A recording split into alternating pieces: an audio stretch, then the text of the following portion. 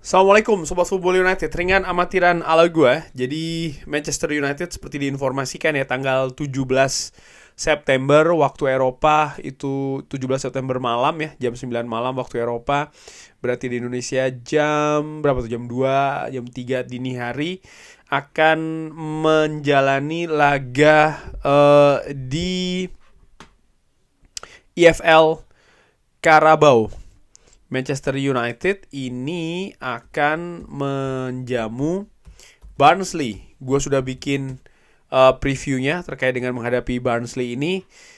Ada beberapa komentar yang sudah gue baca juga ya. Ini yang luar biasa sih menurut gue, karena ingin gue bahas dulu sedikit nih sebelum gue ke ke konferensi pers ya. Ada yang mengatakan bahwa turnamen ini turnamen tidak penting bagi Manchester United ya, karena ini hanya Carabao. Wah, luar biasa sekali ya, ini dianggap turnamen tidak penting, padahal tim-tim lainnya ya, tim-tim ya di Liga Inggris, tim-tim papan atas bahkan ini mengincar Carabao tetap untuk menjadi juara. Bagaimanapun juga ini merupakan sebuah kompetisi yang diikuti oleh klub, dan ya kompetisi ini tentu saja puncaknya adalah mendapatkan trofi, di mana sejarah klub itu juga ditulis dengan trofi. Luar biasa sih menurut gue kalau sampai ada komentar bahwa nggak penting Carabao sehingga begini dan begitu. Kalau gue secara ringan amatiran tetap melihat di mana ada kompetisi yang resmi tentu saja ya, yang memiliki histori juga, ya di situ peluang mendapatkan trofi. Jadi ya Manchester United tetap harus harus tetap gaspol gitu ya untuk bisa mendapatkan trofi itu menurut gua sih. Tapi mungkin kalau yang melihat ngapain Carabao, mendingan juara Liga Inggris dan Champions League dan lain-lain, ya silahkan lah ya bermain-main dengan fantasinya. Oke, seperti biasa gua ambil dari Manchester Evening News. Terkait pertama, apakah ada masalah kekhawatiran terkait dengan cedera ya, dimana ketika menghadapi Southampton ini kan ada Mazraoui, Matthijs de Ligt, Lisandro Martinez yang ditarik, dan ya nampaknya memang ada situasi fisik di sana. Tapi Erik ten Hag mengatakan bahwa mereka semua ini tersedia ya, mereka semua baik-baik saja. Disinggung terkait dengan atau ditanyakan bagaimana progres terkait dengan Luke Shaw. Dia berprogressing tapi masih belum siap untuk dipilih. Dia berprogres sangat bagus ya. Tentu saja kita memiliki sebuah rencana kapan dia akan siap, tapi Anda selalu bergantung dengan bagaimana progresnya ini bisa berjalan. Jadi Anda tidak bisa berpikir dan Anda tidak bisa mengira-ngira ya, kurang lebih seperti itu, dan Anda tidak bisa membuat sebuah perkiraan karena ada banyak sekali faktor. Sebuah rencana ini bisa saja mempercepat atau memperlambat. Jadi kesimpulannya sih ya memang masih belum siap Luke Shaw. Tapi ada progres yang bagus, walaupun progres tersebut juga akan ditentukan oleh banyak faktor ya. Oke, apa pentingnya untuk memenangkan trofi? Ini tentang memenangkan trofi, tapi saya tidak ingin hanya berbicara terkait dengan hal ini ya. Anda ini berbicara tentang bagaimana untuk menang di liga. Kita sekarang ini berada di 5 kompetisi dan kita ingin menang ya di kompetisi-kompetisi tersebut ya. Jadi tidak ada keraguan, kita ini menargetkan sebuah trofi dan kita akan melakukannya dengan sangat serius. Jadi paling tidak memang ada trofi lah yang diinginkan di musim ini. Dan menurut gua ya Manchester United juga harus realistis dalam membidik trofi. Maksud gua adalah begini, jika trofi tersebut yang diincar adalah trofi Liga Inggris misalnya ya, walaupun ada yang dikatakan oleh Cristiano Ronaldo tidak bisa dikatakan, tetap harus menuju Liga Champions dan lain-lain. Tapi kita juga harus realistis sih menurut gua secara ringan amatiran ya, bahwa memang Liga Inggris masih di luar jangkauan ya. Manchester United ini strukturnya baru, banyak sekali fondasi sistem yang baru. Jadi memang ada proses yang seperti kayak dimulai lagi.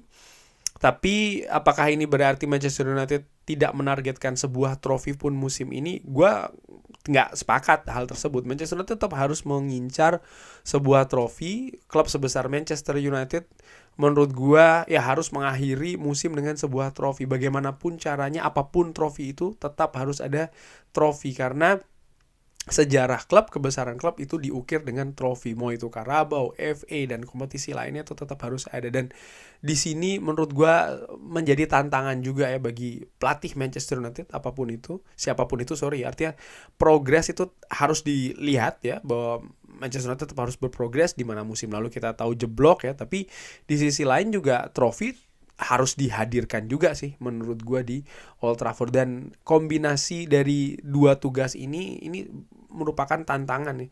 Dan kalau kita melihat misalnya manajer-manajer sebelumnya, Ole Gunnar Solskjaer yang ada progres dari peringkat 3, peringkat 2 sebelum menuju musim ketiga dan akhirnya dia gagal di situ, tapi progres tersebut tidak bisa mendatangkan trofi. Dan ini membuat ada sesuatu yang kurang. Erik ten Hag pun juga demikian. Musim pertama ada trofi, musim kedua ada trofi. Tapi bagaimana progres di liga ini tidak konsisten dari peringkat ketiga, peringkat 8. Ini juga membuat sesuatu yang kurang. Lalu kalau ditarik musim sebelumnya misalnya dengan Jose Mourinho, Manchester United juga mendapatkan progres ya di liga, tapi dengan gaya permainan mungkin yang terlalu pragmatis. Di sini juga menimbulkan komentar lagi. Jadi memang ini bukan tugas yang mudah menurut gue ya untuk menjadi seorang manajer Manchester United. Dan balik lagi, memenangkan trofi menurut gue ini sebuah keharusan. Mau apapun trofinya ya, ini harus menjadi sebuah tujuan di setiap musimnya. Apakah Ugarte bisa tampil menghadapi Barnsley? Ugarte Anda akan melihat besok ya, apa pemain-pemain yang akan ditampilkan untuk pertandingan ini. Jadi Erik ten Hag nampak berteka-teki ini, tidak ingin memberikan semacam kayak pernyataan yang jelas ya apakah akan diturunkan atau tidak Ugarte.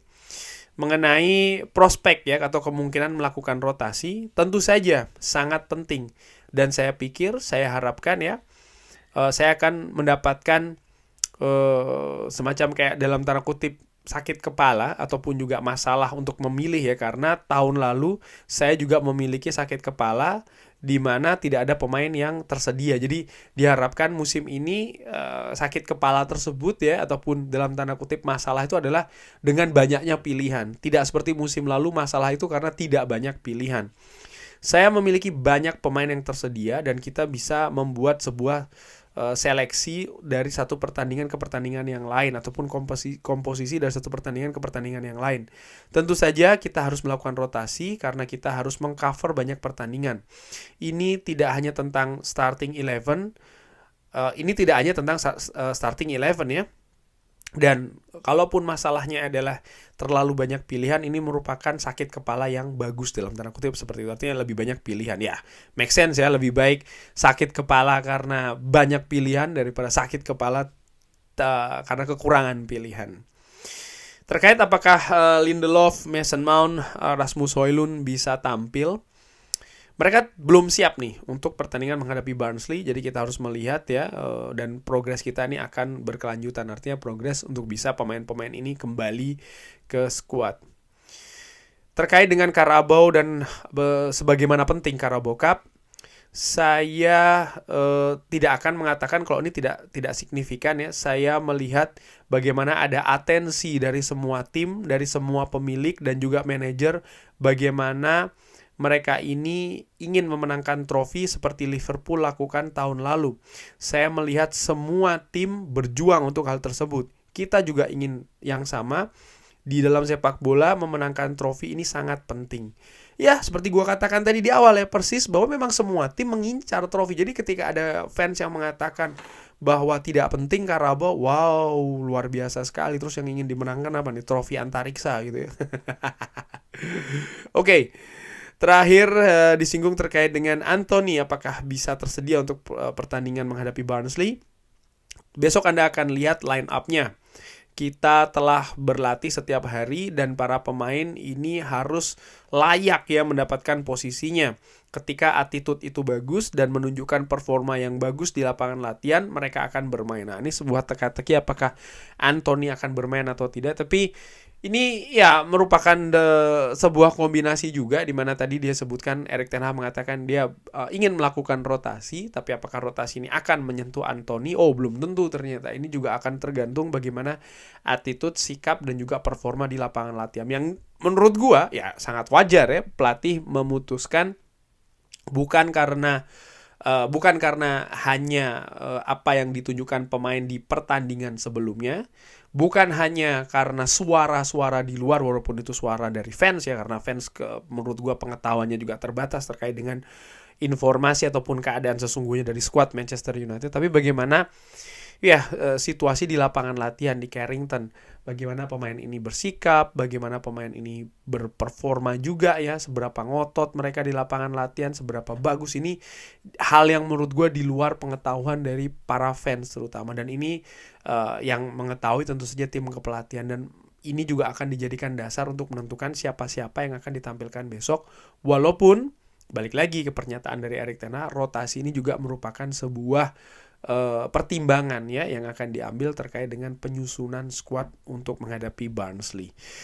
Erik ten Hag, sebelum gue tutup ya, Erik ten Hag tetap menganggap bahwa pertandingan ini penting, dan kalau gue melihat dari apa yang 2 musim ini dilakukan oleh Erik ten Hag, nampaknya dia tidak hanya ingin melakukan rotasi saja lalu menurunkan pemain-pemain cadangan saja atau pemain-pemain muda saja, tidak. Dia tetap melihat bahwa Manchester United ini belum stabil, jadi peran-peran kunci itu tetap ada pada pemain inti, sehingga kalau gue perkirakan ya secara dengan amatiran akan ada kombinasi ini ya, dari pemain yang sebelumnya mendapatkan menit bermain tidak begitu banyak akan dikombinasikan dengan pemain-pemain inti, katakanlah seperti itu ya, pemain-pemain yang memang sudah memiliki menit yang banyak di pertandingan awal Manchester United. Tapi kita lihat akan seperti apa line up-nya. Terima kasih sudah menyaksikan.